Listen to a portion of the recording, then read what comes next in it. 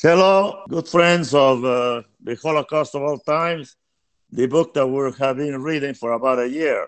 Today, we're in episode 27, a very interesting episode in the history of the Incas, when Atahualpa is actually taken prisoner in Cajamarca. There is a dialogue between Pizarro and the Friar Valverde, and a discussion is entered into why Atahualpa is not taking the Bible, why he's not accepting the Christian religion, and Atahualpa is still an emperor of the Inca.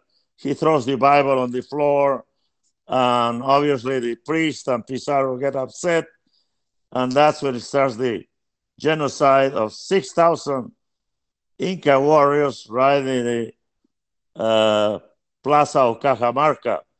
And so we will continue this reading of episode 27 today, Sunday, and next week we will continue. Thank you. Hirage. Take the Bible and embrace the Word of God. What is this? It is just a bunch of coca leaves made into a bundle. Bringing the book to his ear, and upon hearing nothing, the Inca threw the Bible to the floor. Oh! You blasphemous Indian, you will pay for having desecrated the word of the Almighty. God will be merciless with you. Flushed and shaking in fury, the priest turned away from the Inca, waving the cross, and while picking up the Bible, he screamed, "Francisco! Did you see what this heretic did with the Bible? It is time to teach him who our God is. Do what you have always done with these Indians. You will be absolved of the carnage that these savages deserve." Having heard and seen what had occurred, Francisco came out from hiding, waving a white handkerchief and signaling to Pedro de Candia to open fire. At the battle cry of "Santiago! Santiago!" the men mounted on horses adorned with bells began charging with their sharp lances into the thousands of people. The foot soldiers with their swords high in the air followed to the outcry of "Kill all the infidels!" slaughtering and maiming the unarmed multitude, while hundreds of their younger Indian allies finished off the wounded and the dying. In panic, the masses ran to the only two openings, which were already blocked by mountains of mangled bodies. In their desperation they pressed against the walls, which fell, and many escaped to the meadows to be followed by the cavalry. Meanwhile, Atahualpa's carriers were barely sustaining the Inca aloft. Many of them had lost their arms to the cutting swords, and they were supporting the heavy litter on their shoulders. The remaining stump of their upper extremities sprayed the red blood that we all have, while not a single Spaniard had shed one drop of blue blood, which they claimed to have. Who could describe what happened at that moment in time, let alone me who is left without any emotions to even understand what the wrath of God is? With the brutality of all genocides, slashing and mutilating every unarmed opponent, Francisco made his way to where the Inca was. In the commotion, the golden litter began to wobble and Atahualpa fell. The Inca was surrounded by the Spaniards, who were ready to kill him. No! No, low maiden! The Inca has to be taken alive or we are all dead. Alonso de Mina! Hijo de puta, get your sword out of the way. Can't you see that I already have Atahualpa by his hair? Mierda! You cut my wrist. Go and kill the rest of the Indians, who are escaping. Miguel de Estate! Leave his crown fringe alone. The Inca is mine, and the empire is ours. Out of all the Spaniards, Francisco was the only one who was injured, and by one of his own men. Their Indian allies, who had fought in a hand-to-hand combat against their own brothers, were not accounted for in the casualties. No one would ever know what Atahualpa was thinking, but from that moment on our fate, as Incas, ended. To this day, we are the very Indians who lost to the Spaniards. In the ghostly wheezing winds of the past, anguished voices of crawling humanity could be heard amidst the apocalyptic dust of destruction. With the crumbling walls of the plaza, our Jericho came to pass. They had massacred the thousands who were inside. In the open they followed hundreds to their deaths, and the persecution of the Indians continues to this day by no other than their own half-brothers, the mestizos. Both becoming the most humiliated race in the history of mankind. The Inca had fallen, the empire was without a leader. In less than 1 hour, 6,000 or 7,000 natives lay dead. The chroniclers differ and the historians dispute how many died. Take any number. Who cares for their accuracy? Now they were just Indians. 1 or 1,000 of them had no significance then, it has no meaning now, and it will never have any importance if we let the world keep on humiliating us. Thus, in the twilight of one crepuscular Saturday, November 16, 1532, our demise came to pass. A date that has been lost in the annals of our forgotten history, as one of the most disgraceful acts committed by human beings against human beings. 500 years later, we, as a race, are still suffering its effects with no end in sight. Can anyone doubt our Holocaust? Why is no one speaking on our behalf, as they do for others? Why? Why not? Have we not even the dignity to cry to the four winds, and arouse the ire of the civilized world for what happened and is happening to all the Indians of the Americas? Such is the essence of our humanity in the emptiness of our nothingness. The massacre over, Francisco and Atahualpa sat at the table to dine. As in the Last Supper of Christ with his 12 apostles, the Inca will also have his Judas in Felipillo, who would not treason him with a kiss, but with his tongue. Outside, the stench of the dead and the cries of the wounded could still be smelled and heard. To Atahualpa, it was another war lost, for Francisco just another massacre of Indians. To them, the fortunes and misfortunes of genocides were the property of the gods. As far as the Inca was concerned, the god of the Spaniards had won.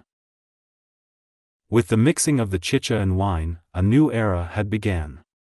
Felipillo, before you sit at the table of humiliation, I want to know from you of the events that brought our downfall. Although it is too late to change what happened, you and the priest could have done something to prevent the killing of your own people. I don't know whether to pity or despise you, because you represent what we are. I seem to know you, I am one of you. Enlighten me on who you were, and I hope to be wrong about my perception on who we are. Man of the future, like you, I have also lost my identity. I don't know who am I or to whom should I pledge my loyalty. The Incas and the Spaniards are the most despicable people I know. What am I supposed to do? I am a hostage of both. They scorn me for what I am, as you have contempt for what I did. Let me be a translator, and not the arbiter of two bastards who are intent on taking the little dignity that I have left. I understand, but you could have acted as a neutral mediator to preserve the survival of your race, and save the reputation of the Spaniards. Where do you fit in this dilemma?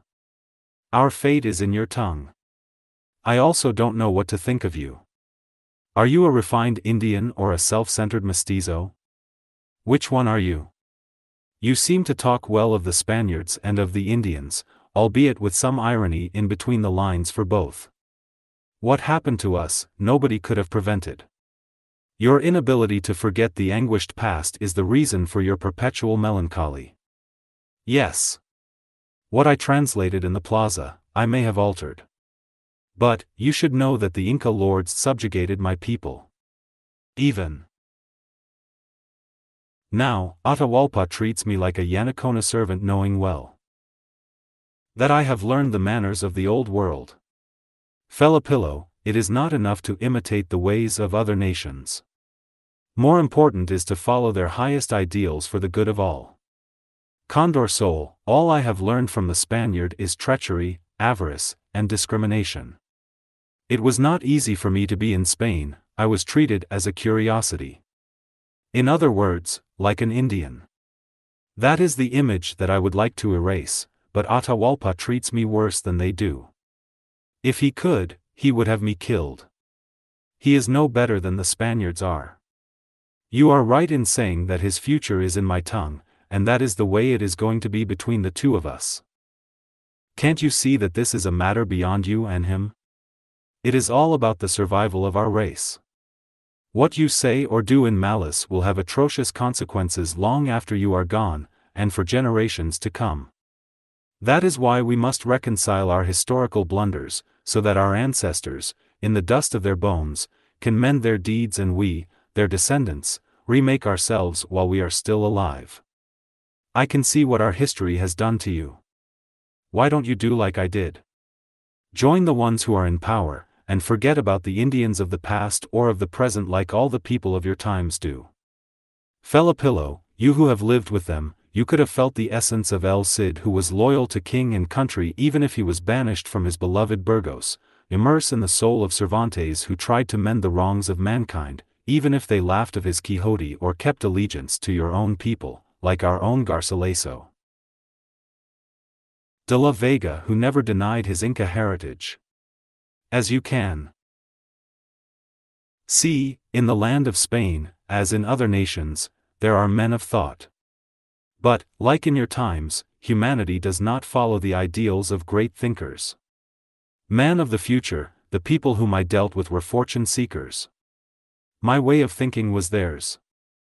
I don't know how to read or write, I learned Spanish by listening. What do you expect from me? Filipillo, I only hope that in the inertness of your being, you accept your own people, or are you like many of us who in spite of having gone to foreign soils have remained an enemy of our race? You mean like you who in every line that you write is an affront to your people, and the very place where you were born? That Quixote of whom you are taking about never righted the wrongs of his own people and you, a half-ass Indian, want to do what better men couldn't accomplish with their ingenuity. Regardless of your empty rhetoric, Atahualpa is going to pay for what he has done to my nation, and Don Francisco is going to appreciate me. Just wait and see.